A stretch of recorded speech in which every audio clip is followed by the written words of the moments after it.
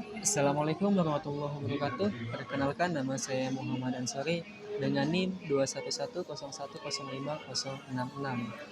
Nah, di sini saya akan menganalisis kegagalan yang dilakukan oleh Transmart ya. Kita tahu bahwa Transmart itu salah satu industri yang besar di Indonesia, mengalami beberapa kegagalan yang berkontribusi pada penurunan performa mereka. Analisis saya yaitu yang pertama yaitu lokasi gerai yang kurang strategis ya.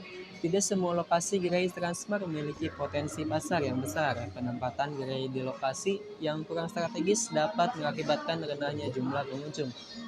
Dan juga persaingan ketat, bahwa Transmart itu di pasar Indonesia sangat kompetitif dengan banyaknya persaingan yang besar lainnya seperti Indomaret, Alfamart, dan Hypermart. Ketidakmampuan Transmart untuk bersaing dalam hal harga, layanan, dan kenyamanan dapat menjadi faktor kegagalannya. Dan juga salah satu kegagalan Transmart juga adaptasi terhadap tren digital yang lambat.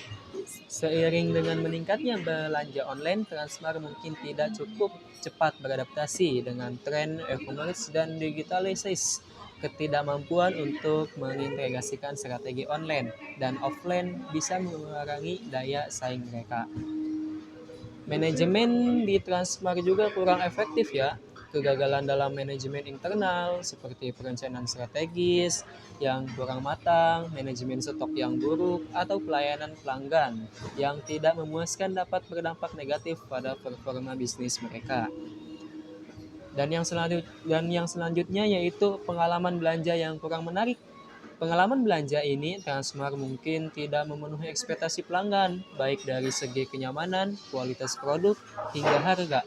Hal ini dapat menyebabkan pelanggan beralih ke kompetitor lain seperti Indomaret, Alfamart, dan yang lainnya. Promosinya juga pemasaran yang kurang efektif, strategi pemasaran yang tidak efektif, dan kurangnya inovasi dalam promosi dapat membuat Transmart kesulitan dalam menarik dan mempertahankan pelanggannya. Dan untuk bersaing kembali, Transmart perlu mengidentifikasi dan memperbaiki area-area tersebut, serta berinovasi sesuai dengan perkembangan pasar dan kebutuhan konsumen. Saya memiliki saran ya untuk Transmart. Saran dari saya itu pemilihan lokasi yang lebih strategis. Cobalah lakukan analisis mendalam mengenai lokasi yang memiliki potensi besar dan pastikan gerai-gerai baru dibuka di tempat-tempat tersebut. Jangan ini memilih ada nih lahan kosong tapi situasinya di situ sepi. Itu sangat merugikan bagi Transmart sendiri. Transformasi digital, tingkatkan kehadiran di ranah e-commerce dan integrasikan dengan layanan gerai fisik, memperkuat platform belanja online dan aplikasi mobile dapat membantu menarik lebih banyak pelanggan ya. Dan juga penawaran produk dan harga harus kompetitif. Lakukan survei dulu nih di pasar untuk memastikan bahwa produk yang ditawarkan selalu top update dan memiliki harga kompetitif dibandingkan dengan para pesaing. Jangan ini mah nyantumin harga tapi harganya itu tinggi. Jadi kalah harga lah sama pesaing-pesaing yang lainnya. Dan juga peningkatan layanannya juga harus fokus pada peningkatan kualitas layanan pelanggan, termasuk pelatihan staf, pengelolaan keluhan pelanggan dengan cepat dan meningkatkan kenyamanan belanja di gerai. Maka oleh karena itu harus lebih teliti lagi ya dalam memilih layanan pelanggan agar pelanggan itu tetap gitu belanja ke Transmart, selalu belanja ke Transmart ya, tidak pindah ke gerai yang lain. Inovasi juga dan promosi kreatif, buat promosi dan program loyalitas ya yang menarik serta inovatif.